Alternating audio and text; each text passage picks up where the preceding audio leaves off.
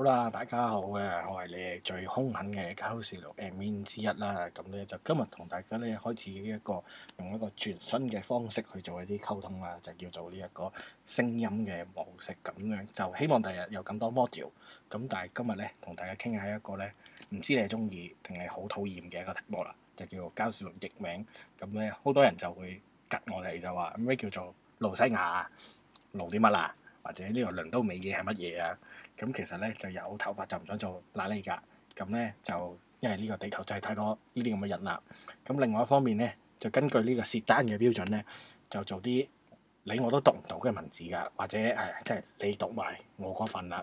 咁咧就今日咧嚟討論下呢一堆元素級嘅一啲交涉錄譯名，即係其實有好多好嘢㗎，即係古代咁譯咗好多好嘢，咁但係就大家都唔用㗎，或者即係有啲嘢簡單啲啦，或者意譯你又唔制咁，所以今日咧就講一個相對有趣啲嘅一個元素級嘅交涉錄譯名啦。就我哋成日俾人話咧，又唔識中文啦，又唔識英文啦，咁咧呢一個名咧應該點讀咧？咁我哋咧就揾啲專業嘅粵典嘅朋友仔嚟幫我哋去解話㗎。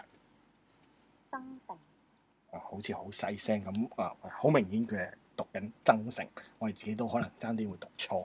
咁點解叫增城？唔好講增城先啦，不如講下其實講咁多，好似之前話有好多想像噶嘛，咁應該係點啦？咁例如即係好難避免就會遇到康有為，即係呢位先生係一個廣東人咁，好早嘅周圍遊歷，咁啊周圍去聽人哋講嘢啦。咁我哋又唔識英文㗎，咁呢一個增城嘅英文應該係點咧？係啦。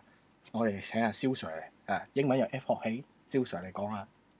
Munich 係啦，好性感嘅聲音，好磁性嘅聲音，大家都認得㗎啦。康有為聽到呢個 Munich 之後咧，就諗起一樣嘢，呢期大家都玩緊㗎啦，隻貓匿埋係啦。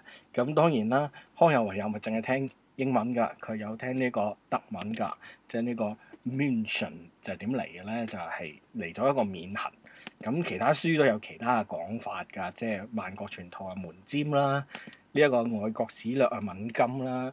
咁但係其實咧，我哋最後點解揀咗增城咧？因為其實你睇下慕尼黑嘅史徽就知嘅啦，即係一個咁嘅細路仔咁企咗喺度，咁咧就非常之其實都知道，其實咧德文咧古德文咧係解僧侶嗰度。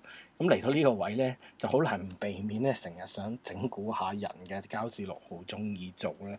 咁所以咧，經常就會早期就會出埋啲咁嘅 status。咁咧，我哋特別咧就請到墳場新聞嘅老總清永師嚟幫我哋演繹下呢個聲演下呢個 status 啊。